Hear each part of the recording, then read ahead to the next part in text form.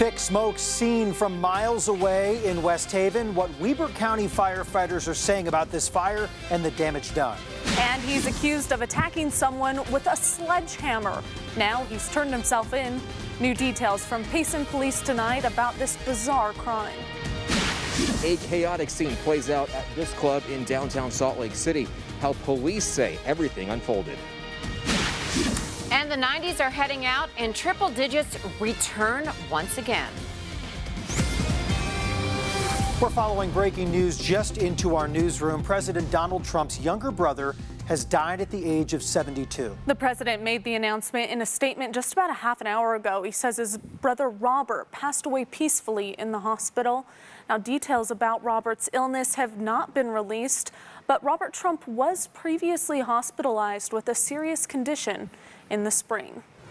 Now to our top local story, this massive fire that could be seen throughout Weber County. Smoke could be seen for miles. Just take a look at some of this viewer video. It's just sent plumes of smoke into the sky. Around 50 to 60 firefighters were called out to the railroad tracks near Midland and 1900 West in West Haven around 4:30 this afternoon after some grass caught fire along the railroad tracks.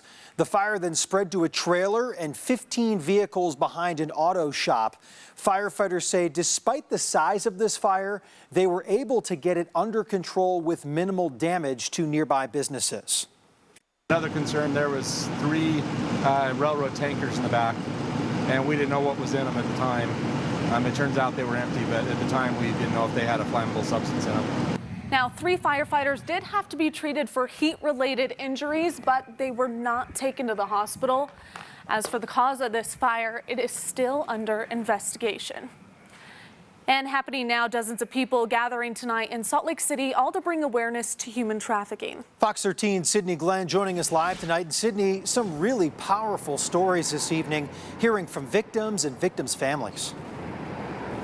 Absolutely, Brian and Kirsten, these stories are almost tough to hear. One of the moms of a human trafficking survivor told me when her daughter was rescued, she said to her, the first thing she said was, all day, every day, all I did was pray that you would find me. Unfortunately, most victims are never found. This is something that is horrible. It's going to affect her entire life. Amy Ellis stands up in places like this to share her daughter's story. It's not an easy one. Her daughter was a human trafficking victim. A lot of these girls are drugged up, and in my daughter's case, that was happened, and they want to get you indebted to them as soon as possible. What exactly happened to her daughter while she was in captivity isn't something Amy talks about much, but she does say it's something her daughter will never forget. A police officer pulled her aside and told her, hey, listen, I want you to know that everything that you've had to do, it doesn't matter. It doesn't define who you are. People with signs and Slave Free Project t-shirts listen to stories like Amy's with the hope of awareness and change. And if we're all paying attention at the same time, we could put a dent in it. The nonprofit Slave Free Project leaders put on this event to get the conversation started. A hard concept for people to think about, that people are taking children and using them in the sex trade. It's a hard, dark subject. A difficult subject to talk about, an even darker story to share. But the hope is, with more awareness, more stories can end like Amy's. With the help of the FBI, the police, certain ministries, and our family and our community, we rescued her, we found her. There is help out there, and we have more information on our website, fox13now.com, for both victims and people that would like to get involved. Live in Salt Lake City, Sydney Glenn, Fox 13 News, Utah. In southern Utah, a missing Kanab man has been found dead in a local reservoir. The Kane County Sheriff's Office says this afternoon they found 30-year-old Abraham Knutson in about 14 feet of water in the Jackson Flat Reservoir. Deputies say Knutson was missing for about a day. They also say he had been living in the Kanab area only for a short time. The official cause of death is under investigation.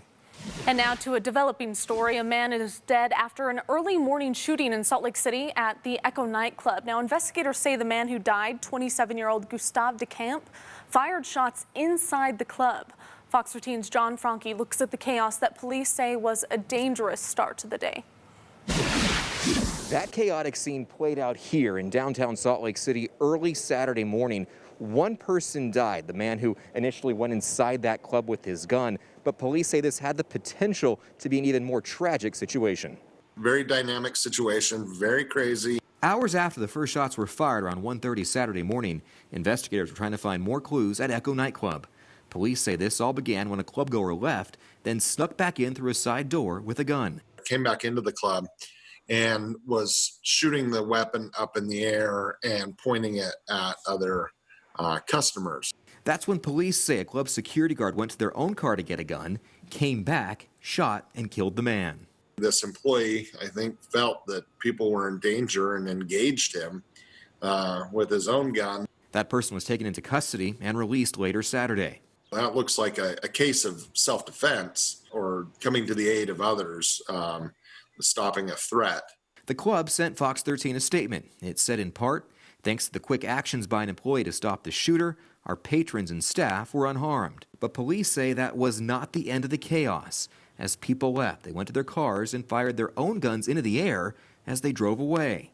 It creates panic, it creates fear, and certainly doesn't help the situation when we have a scene that we're trying to deal with and causes more problems. An anonymous user posted this video on Snapchat. It shows the scope of the police presence. There are questions as to how this all began and how the man got inside with a gun.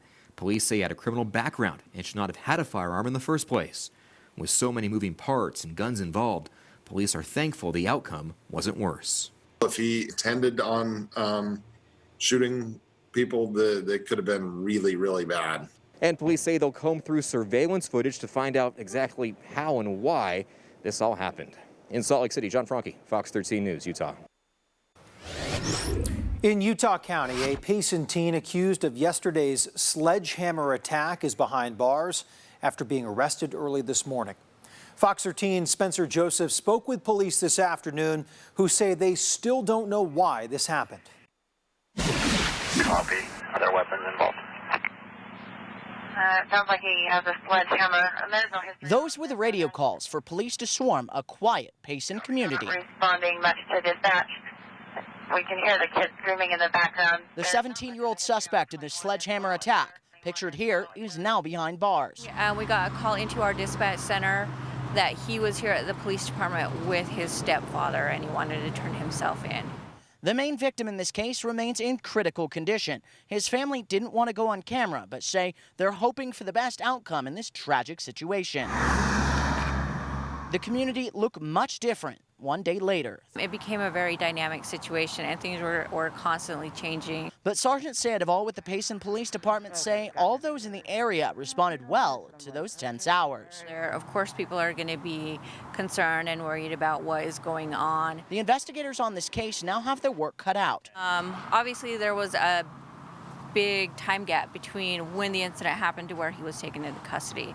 So investigators will continue to work on that. With some of the biggest questions remaining unanswered. We still don't have a motive. Now, he was not cooperative in the essence that he chose to speak to us. He didn't want to do that. Ultimately, it was pressure from the community that helped lead police to who was behind this attack.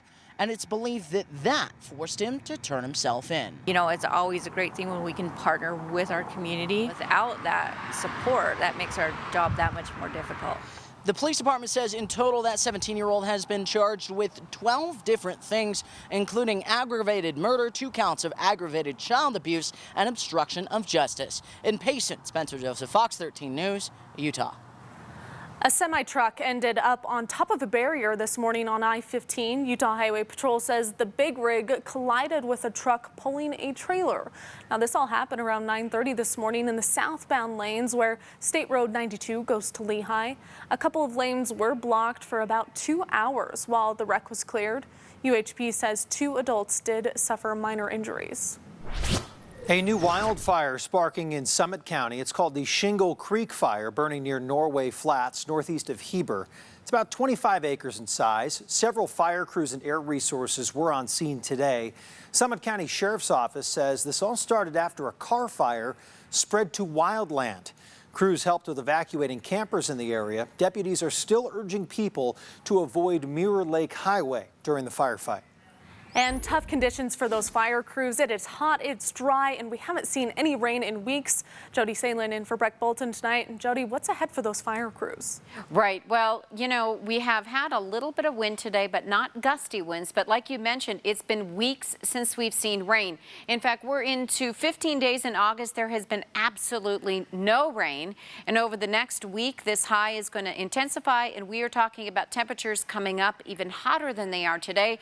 Big stretch of triple digits once again moving in. So unfortunately, we're holding off on the rain, which just is not good news. We hit 96 degrees in Salt Lake, 97 in Delta, 109 in St. George. The heat is on. Looking at the cars kind of funneling down through 215, and it is dark. You know, these days are certainly getting shorter very quickly. 88 degrees right now. Calm winds. We're at 83 in Provo with a north breeze at 8 miles an hour. And temperatures range from our 88 in Salt Lake. We've got 80s around Price, 72. That's pretty pleasant around Bryce Canyon, and we are still at 102 in St. George. So we've got this blocking pattern that's sitting over us. We stay dry, and records will fall as this big high moves on in. So over the next few hours, we've got clear skies. Temperatures will hold in the 70s overnight. And looking at this picture, you almost see this clockwise rotation, and that's an indication of that high that is sitting smack over us. So we're not looking at any precipitation.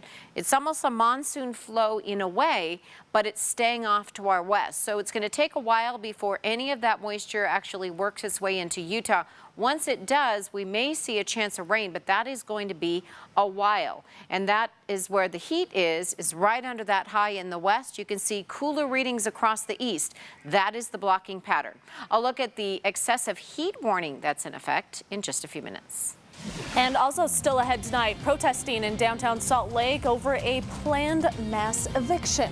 The changes they want to see made so some tenants don't end up on the street. And why some Latter-day Saints say they support former Vice President Joe Biden and California Senator Kamala Harris in the race for the White House, coming up.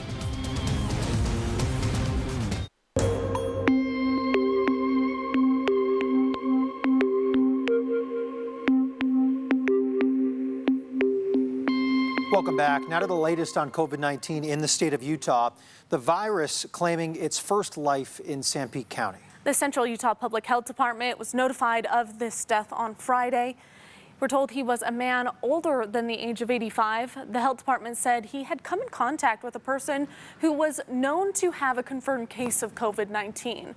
Now, the department's health officer is reminding residents that COVID-19 is actively spreading in the area and is asking everyone to wear a mask, socially distance, wash hands regularly, and avoid crowds.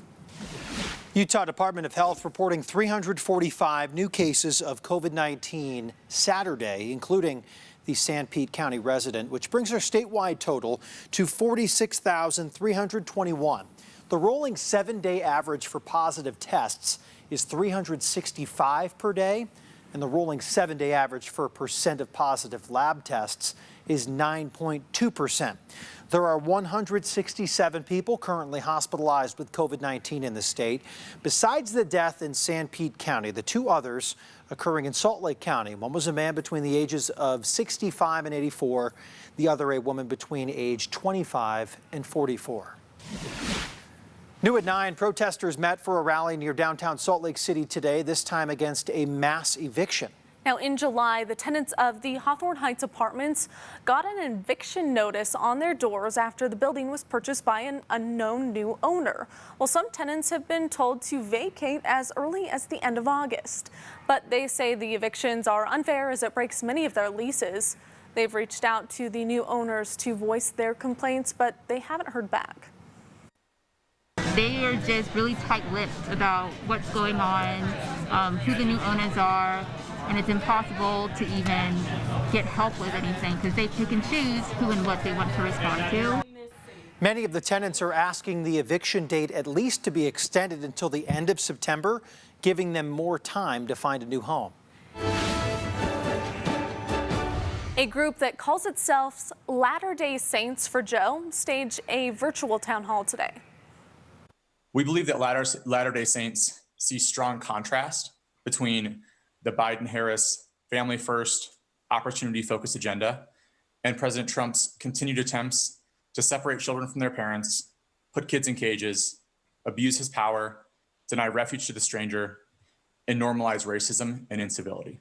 And others said they had strong political reasons to support Biden and oppose Trump, but mostly said they care about what's good and right in the world and that President Trump is not good and right in their view.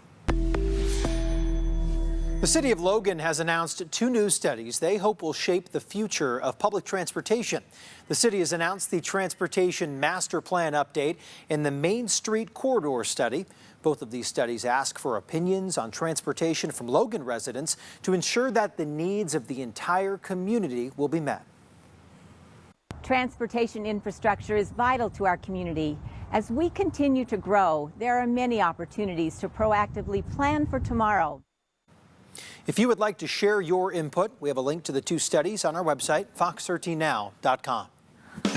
All right, Jody, well, Mother Nature not done showing off yet. Still looking to break some records coming up this weekend. We are. Hey, get this, though. So I was looking, and the overnight lows in Death Valley are 101 overnight. So I guess we have no complaints, right? What a cool down. We can deal with this. This shows you the intensity of this big high pressure across the west when everyone in the west is feeling the heat. We topped out at 96 today. It was not a record. The record is 101. We should normally be 91. However, the next few days, the triple digits return. So as you're looking at this picture, orange, this is an indication of what the records are. So tomorrow, Sunday, 100 degrees is the record. That was set back in 2007. I actually have forecasted 102 for your Sunday afternoon. Monday will be the hottest day of the week. 100 degrees is the record. We're going to break that with 104. And then the list goes on. By Thursday, I think we will start to see things cooling back to right about 100 degrees. But I know some of the kids now are starting back to school this week. Sports are in full swing in many locations. It is going to be a dangerously hot week. We have to keep that in mind. Compared to 24 hours ago, you can see temperatures are coming up. A little cooler from Page, Moab down through Page, but about 5 degrees warmer than this time last night in Provo. We've seen temperatures come up in Salt Lake as well. We're at 88 degrees. We have calm winds. It was a little breezy earlier. We had a north breeze, and what happens is as the high is kind of shifting right over us, sometimes the winds are kind of going all over the place until they settle right on over us. So we're in the 70s. It's actually not that bad in Logan and in through Evanston and Vernal. However, the rest of us are still very warm, and in fact, we are still in the triple digits, 102 in St. George with a 7-mile-per-hour winds. But really, you can see winds are not a factor anywhere around us. The strongest winds we can find is way out on I-80. Well, west of Elko. We have an excessive heat warning, and this goes until Wednesday evening, which is bizarre because normally we don't see them lasting that long, but for days. Excessive heat warnings in the areas in pink and in the areas in orange. These are heat advisories, and that's even up at the higher elevations, the Wasatch Back area and in through portions of the Uintas. It is going to be hot. So what that means is it's an extended period of time with a lot of heat. The potential for heat-related illnesses, that goes up.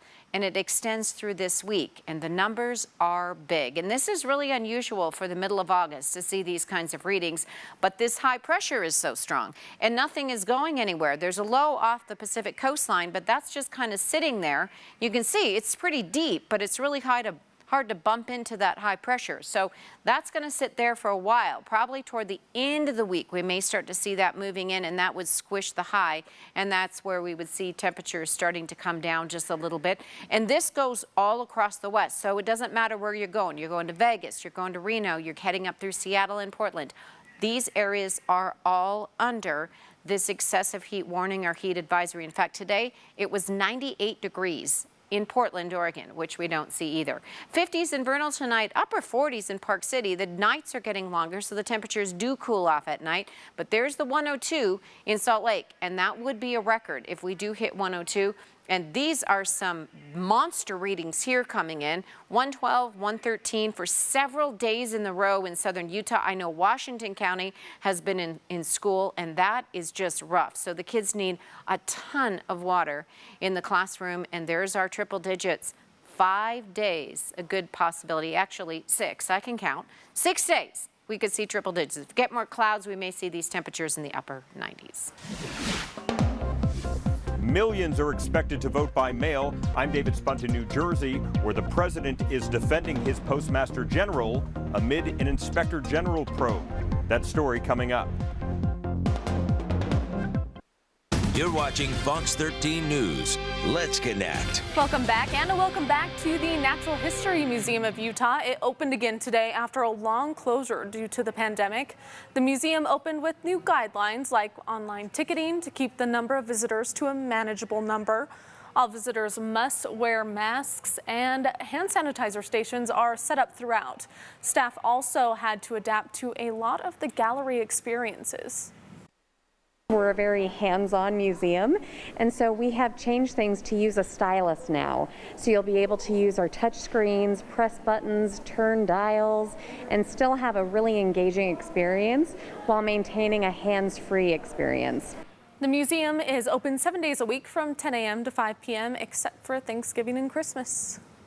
Hitting the road, heads up, cow punchers will be heading them up and moving them out next week in Logan Canyon from Monday through Wednesday from 10 in the morning to 2:30 in the afternoon. 1,400 head of cattle will be moved to their higher late summer pastures, and some scenes could look like this. They'll be driven from Temple Fork Road to the cattle guard below Twin Creeks. Drivers should slow down a lot, especially through those curvy spots, and be on the lookout for the strays. Coming up, there's a new test for COVID-19 that just got the green light from the FDA that's minimally invasive. We'll explain how it works and who is using it. Wildfires and excessive heat impacting millions of Americans in the western part of the country. I'm Christina Coleman in Santa Monica. I'll have that story ahead.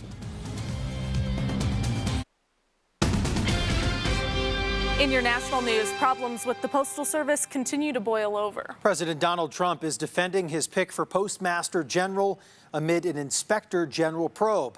Fox's Davis Spunt has the story.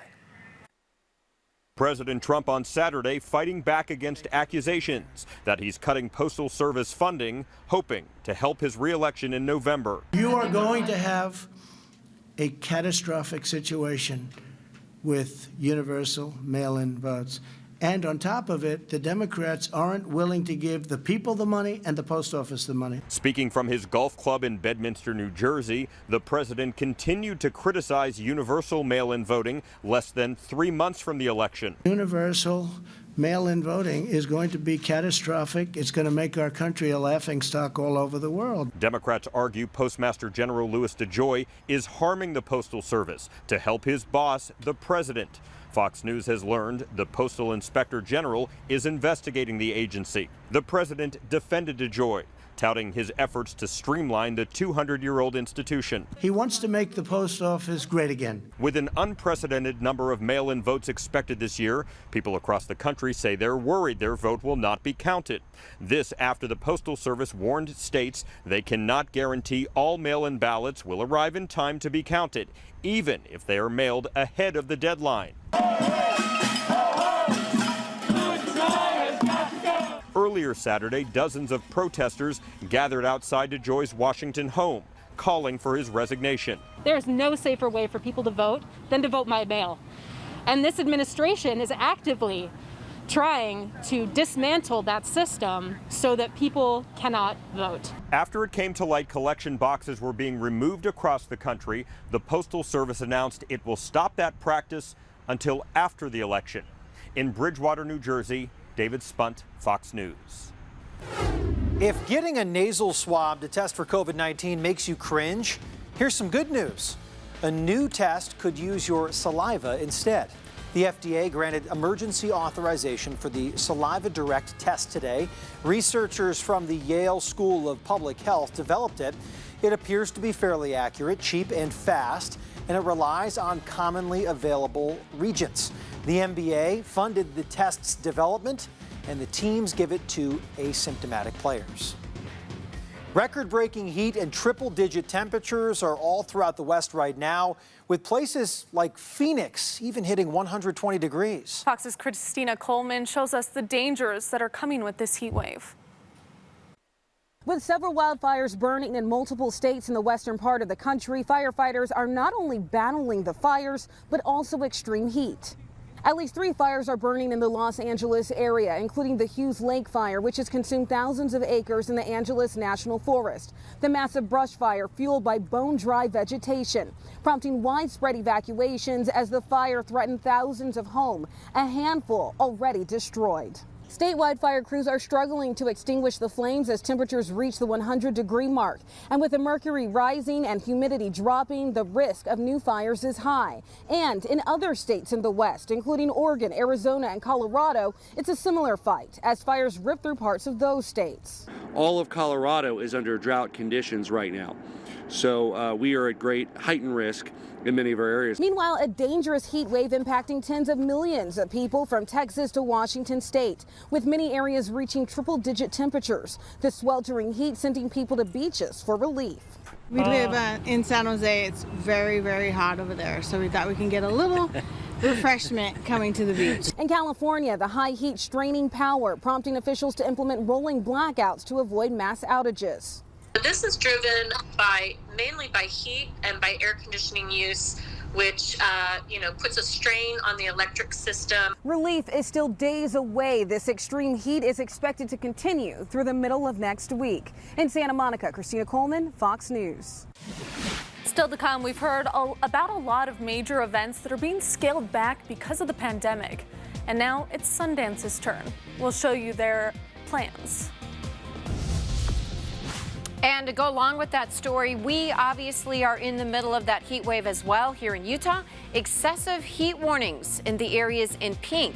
The question is, when will relief come and how hot are we going to get? Coming up. This is Fox 13 News. To date, Congress has authorized roughly $3 trillion in COVID-19 relief assistance. That's the largest relief package in history. With more potentially on the way, researchers with Brigham Young University are finding an increase in lobbying activity. Fox 13's Kelly Chapman shows us who has been pushing to get stimulus money the most. A recent study led by 2 Brigham Young University business professors found that COVID relief money led to a surge in health sector lobbying activity, especially within the pharmaceutical industry. When companies petition the federal government, they typically do so in its fairly steady state. But we saw almost a 10% increase in lobbying from medical, the health sector, hospitals, pharma. And pharma obviously is the largest lobbyer. The new research found $248 billion in lobbying expenditures and 357 lobbyist registrations.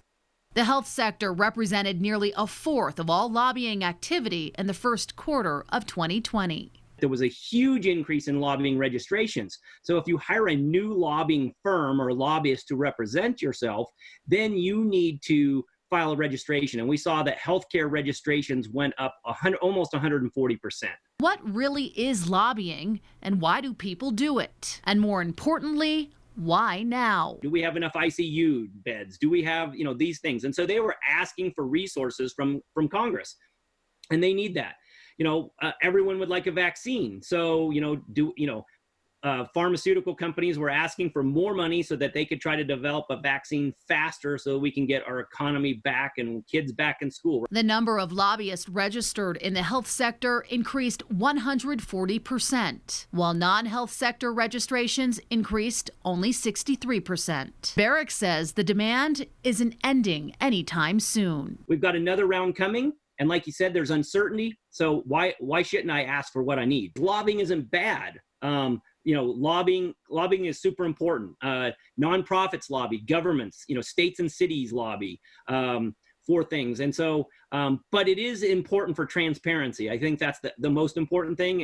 And more transparency leads to better outcomes. To read the full study, we do have a link on our website, fox13now.com. Kelly Chapman, Fox 13 News, Utah. It may still be summer, but plans are well underway for the upcoming 2021 Sundance Film Festival. And like many things, next year's festival is going to look and feel a lot different. Fox 13's Haley Higgins shows us how Park City and the Sundance Institute have decided to scale back. The festival that brings in thousands from all over the globe to watch and share the work of diverse filmmakers right here in Utah will still go on, with some changes. Sundance requested to host a reduced scaled festival in town where the majority of the festival is held virtually and spread out in some other cities and other venues. Organizers of the festival, along with Park City Council members, reached an agreement on the changes to the scaled back event, including shortening the festival from 11 down to 7 days and a suspension of a requirement that Sundance stages 70% of the festival in Park City. Obviously, there's a concern with the reduced economic impact. Lodging and occupancy are significantly down. Sales tax is significantly down. Sundance usually uses a variety of city venues for screening. This year, only the Park City Library has been requested.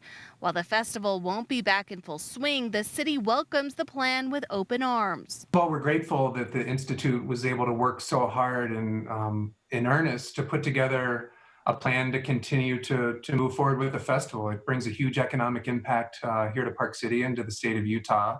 Utah is our home. It's been our home state for 40 years. Park City has been our partner for close to 40 years, supporting our festival and allowing filmmakers to have their voices heard for the first time each year, sparking follow-on dialogue that rolls across the globe. The Institute and our filmmakers are hopeful that the live festival will be back in Park City and Utah in fuller force in 2022. The festival is scheduled to begin January 28th. The fact that they were willing to put in the effort to figure out a way to hold a festival in person and keep the theaters safe and keep their patrons safe and keep our community safe, we're grateful that they were willing to put in the time and the effort to get us this far. Sundance Institute plans to resume its full operation in 2022, barring any additional fallout from COVID-19. Haley Higgins, Fox 13 News, Utah. And later in sports, Donovan Mitchell talks the Jazz's playoff opponent, the Denver Nuggets, while a couple of football independents sounding off. One, as of now, still playing football in 2020, with the other electing to wrap it up. Back in a bit.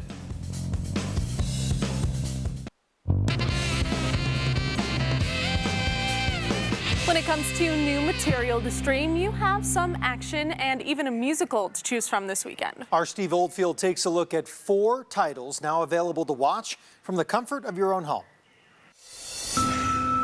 Power, power, speak a little louder. I like Jamie Foxx and Joseph Gordon-Levitt, but their movie's getting pretty mixed reviews. It's about to get real noisy. Project Power's an action-adventure. An ex-soldier, a teen, and a cop are all trying to track down the origins of a dangerous new pill that gives you temporary superpowers. One critic says it's not crazy enough to be fun, not smart enough to be good. 66 teams from 30 different countries. If you'd rather get your adrenaline fix from reality instead of a movie, you can join host Bear Grylls on Amazon Prime for the next version of the world's toughest race, Eco Challenge Fiji. I was diagnosed with Alzheimer's. To do this race with my dad is a priceless experience. You may be glad you've been sticking close to home instead of trying to survive the elements and win a race all on cameras. They're capturing the thrill of victory for a few, but mostly the agony of defeat. I'm cold. Speaking of agony, I hated the 2012 version of Les Miserables so much, I ejected my screener after less than an hour. That said, Anne Hathaway won an Oscar, so maybe you could just watch her song and be done with it. I was back on my feet. I'd much rather catch Harley Quinn in action. HBO's now playing Birds of Prey, featuring another impressive performance by Margot Robbie. Quiet. Don't just think of Harley as the Joker's girl. She's her own woman this time, and while the movie's not great, it'll certainly keep you captivated. Steve Oldfield, Fox 13 News, Utah. Jody, the popular recommendation is the reservoirs, but we also have the beauty of those high mountain lakes. Absolutely. Which, of course, get some great activity from our friends in Mother Nature, too. What have people been seeing over the past couple days? You know what? I love viewer photos, and I finally figured out how to get them on the computer. It only took me a couple of weeks, but hey, I got it. And, you know, Lake Blanche, have you guys ever done Lake Blanche? Yeah. It's a good steep one, but it is high, and you can get up there out of the heat. Temperature is a lot cooler, and make sure you're obviously bringing a ton of water with you. But this was sent in. Michael Bowman sending this in. Look at that moose. There's a lot of moose up there. Just stay away, but you can zoom in your camera and get shots like this. This is ultimately one of my very favorite places. If you have never been to Cathedral Valley and Monument Valley, ooh, I mean, not in Monument Valley, but in Capitol Reef, okay? It's kind of a bumpy road, but you get out there, and this is Temple of the Moon and Temple of the Sun, and it is so gorgeous. And it probably felt like the sun today because the heat is on, and it's going to be on for about a week or so. So over the past week, actually, we've had no triple digits. Last Sunday, we were at 96, and temperatures really did not vary throughout the week. Normally, though, we should be at 91. I think what's going to happen is we're used to the heat, so when temperatures finally start to go down, I think we're going to all be a little on the cold side because this week is really hot, and there's a lot of records that could be set. That will start tomorrow. Now, the record for tomorrow is 100. These are the numbers that I am forecasting. I am forecasting 102 tomorrow, which would beat the record. The hottest day of the week will be Monday. Going to shatter that record. The record's 100. We're looking at 104. And then as we head through the week, temperatures will start to come down a little bit as we introduce some clouds. Right now, we're at 88 degrees. We've got calm winds out there, and it's just a gorgeous evening. You really, these days, have to wait until much later in the evening when the sun sets before you take the dog for a walk, before you go for a bit of a jog, because man, it's just too hot in the middle of the day. We're in the 70s right now around Vernal, 87 degrees in Green River, 102 in St. George. Winds not even a factor today, and really not a factor this evening either. We've got calm winds, in some cases 7 to 8 mile-an-hour winds.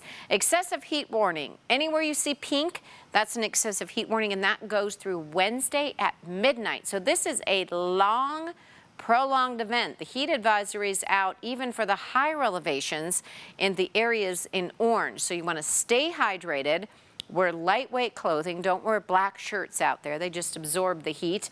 Pace yourself, take frequent breaks, and those little squeezy cool cloths, put it on your head, put water on your head, get in the shade, whatever you have to do to stay cool, because this high pressure is not going anywhere. It's stuck, okay? So there's a low here, but that can't move the high, so everybody just kind of log jams, and we see this as a Western event. Pink, all kinds of colors. These are all the excessive heat warnings and heat advisories all over the West, all the way to the Canadian border. And temperatures right now are still really hot. We're still at 105 degrees in Las Vegas. So this big blob that you see here, that's that high pressure, and that is going to be with us through most of the week. Toward the end of the week, we may introduce a few clouds, and that would lower the temperatures just a teeny tiny bit. So 70 tonight. Cool in the higher elevations. We're starting to see the difference there. But there's the 102, and there's where the record sits for tomorrow. 106 tomorrow around Blanding. And we are looking at triple digits, high triple digits coming in for southern Utah. This is mid-July, not mid-August type temperatures. And several of these records will be set. And again, by the end of the week, we may see some clouds, so maybe upper 90s. But overall, we are looking at temperatures to stay in the triple digits for 5 days. I know some of the kids going back to school. Oh, it's going to be tough on some of these kids that are going to be in school. My little boy plays football. It's been really, really hot. So we just have to really watch out for the kids, the pets, elderly neighbors, whatever you have to do. You might check on everyone in the neighborhood, make sure everybody's okay. Good advice. In the meantime, I'm going to keep trying to wrap my head around all those numbers. I know. In the 7-day forecast. We're going to have to start squishing the map. Thanks, Jody. The Jazz's postseason run begins Monday against rival Denver. It's hard to believe 5 weeks have gone by inside the bubble, and Donovan Mitchell was asked about what the team has learned over that time heading into a tough best-of-7 matchup. Now everybody understands the role, understands how we can kind of fill Bojan's void on offense. And then defensively, I think we're doing a better job of communicating, going over little schemes. I think that we've all kind of figured out Some of them may not have reflected in the game, but I think we understand where we need to be on both ends of the floor. And that's what's going to be huge. They're a team that has a lot of length and size. Obviously, with the backcourt of myself and Mike, we're not the tallest backcourt, but I think understanding where we need to be to give each other an advantage, to find plays for ourselves, for Rudy, for Royce, for Joe, JC, everybody down the line. I think we're doing a great job of that, especially in the practice we had today. I think we saw a lot of good things, and guys will be ready. There was a Western Conference play-in Saturday inside the bubble. The 8-seed Portland up a dozen on the 9 Memphis after one quarter. Yusuf Nurkic. Damian Lillard has averaged 51 over his last 3 games, 31 and 10 assists today. But the Grizzlies go up 5 in the fourth. The rookie Ja Morant with a game-high 35. Banana splits to the rack right there, though C.J. McCollum with a series of clutch buckets to lift Portland back in front. Another near the elbow. The dagger later coming from Carmelo Anthony as the Blazers move on to face the top-seeded Lakers in round 1. And then there was one. As of this week, BYU is the only school in Utah still playing football, at least for now, with Houston and North Alabama, the only 2 original opponents still on the schedule. The Cougars went out and added Navy last week, and this week scheduled a September 26th home contest against Troy University of the Sun Belt Conference. Excited. Ryan Hughes there is the offensive coordinator, so a guy that we know really well and that we love, so I know that he and Chip are going to have that team ready, and looking at the really good coaching staff. They have a lot of talent on the team as well, and they've done some really good things as a group in their first year last year. And, as the OC for Pew, I was really proud of him. He left us as O-line coach and went to go be an offensive coordinator, and really, really impressed with what he's doing right now. And be cool to have him back in Provo. So it's going to be a lot of fun as a team, and just to have that on the schedule is a little bit relieving. And I know that we'll probably see some more teams come up in the next little bit as Tom starts working through it. Dixie State was supposed to be only 3 weeks out from making history, but the pandemic has really messed things up for the Trailblazers. Instead of making their Division I debut at Southern Utah on September 5th, that exciting transition will have to wait till next year after the Independent this week elected not to pursue a season amidst all the cancellations. Here's head coach Paul Peterson on looking to 2021 instead. Playing these teams that have been established, that have won some conference championships here in the Big Sky Conference and regionally, then to be able to play some guarantee games in the next year or two with some big-time programs like BYU and Colorado State. We're excited just to put our brand of football out there and really, really prepare to win some championships when we're able to do that. And I think our kids are good kids. They're Division II kids, I guess you could say, when they were recruited, but they're not anymore Division I. And so with the resources that we have available, the momentum that we have, that the players have generated by themselves, I'm just excited to be able to get a chance to prove that we belong at this level. We will be right back. Thank you for joining us for Fox 13 News at 9. Don't go anywhere. QuickCast is coming up next. Have a great night.